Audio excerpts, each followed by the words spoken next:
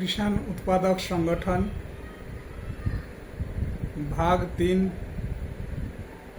Chapter 7 वैधानिक अनुपालन की आवश्यकता।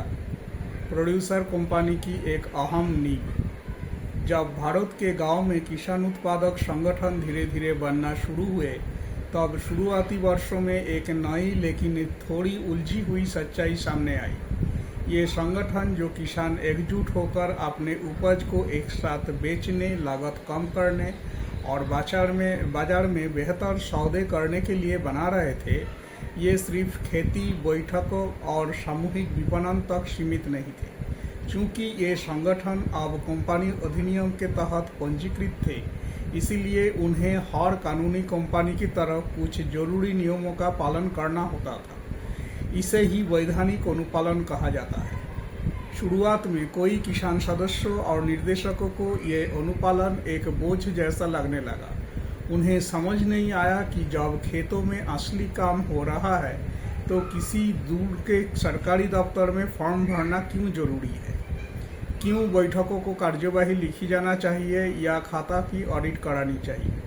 लेकिन समय के साथ अनुभव ने सिखाया कि अनुपालन केवल कागजी प्रक्रिया नहीं है, ये उस भरोसे की बुनियाद है जिससे बैंक लोन मिलते हैं, बाजार में विश्वास बनता है और सरकारी योजनाओं तक पहुंच आसान होती है। भारतीय कंपनी अधिनियम के अनुसार हर प्रोड्यूसर कंपनी को हर साल कुछ बुनियादी कानूनी प्रक्रियाएं पूरी करनी होती है। इसमें साल में एक बार वार्षिक आम सभा एजीएम करना शामिल है, जिसमें सदस्यों द्वारा कंपनी के खातों को स्वीकृति दी जाती है और निर्देशकों का चुनाव या बदलाव होता है। इसके बाद कंपनी को वार्षिक रिटर्न फॉर्म MGT 7 और वित्तीय विवरण यानी कि form AOC 4 register of companies के पास जमा करना होता है। इसके अलावा कंपनी को सदस्यों की सूची, निर्देशकों की सूची और बैठक की कार्यवाही से संबंधित सभी कानूनी रजिस्टर बनाए रखना होता है। कंपनी के खातों का साल में एक बार किसी मान्यता प्राप्त चार्टर्ड अकाउंट से ऑडिट कराना भी अनिवार्य है। लेकिन व्यवहार में पहले दौर की कोई FPO इन जरूरतों को पूरा करने में कठिनाई महसूस करती थी। NABARD को 2012 की एक रिपोर्ट बताती है कि केवल 33% यानी 43% प्रोड्यूसर कंपनियां ही लगातार 3 वर्ष तक नियमित रूप से AGM आयोजित कर पाई और अपने रिटर्न समय पर दाखिल कर सकी। इसकी कोई वजह थी, जैसे निवेशकों की कंपनी कानून की कम जानकारी, प्रशिक्षित CEO या अकाउंटेंट का अभाव और कंपनी सचिव जैसी सेवाओं का लागत का वहन ना कर पाना। जो कंपनियों ने इन नियमों का पालन नहीं करती थी, उनके लिए ये गंभीर परिणाम होते थे।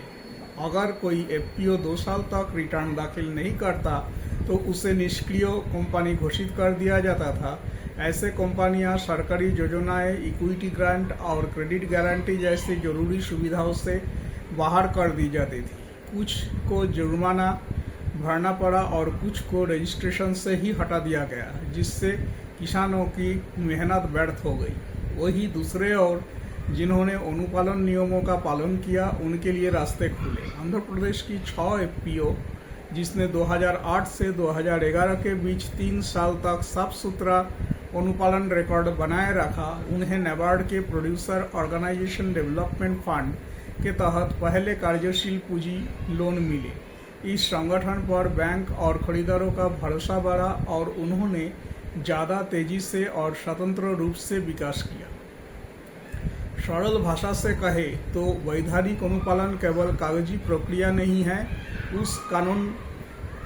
ये उस कानून मजबूती की तरह है जो किसी संगठन को जीवित, मजबूत और मान्यता प्राप्त बनाती है। इससे फर्क पड़ता है कि कोई समूह केवल एक अनौपचारिक बैठक है या एक औपचारिक और सामान्य व्यावसायिक इकाई।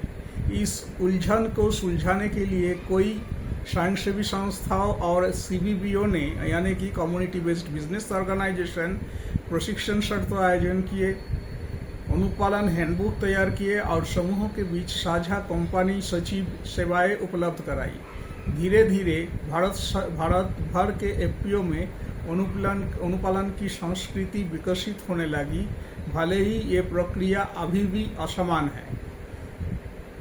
एक प्रोड्यूसर कंपनी के लिए हर साल पालन किए जाने वाले कुछ मुख्य कार्य इस प्रकार होते हैं।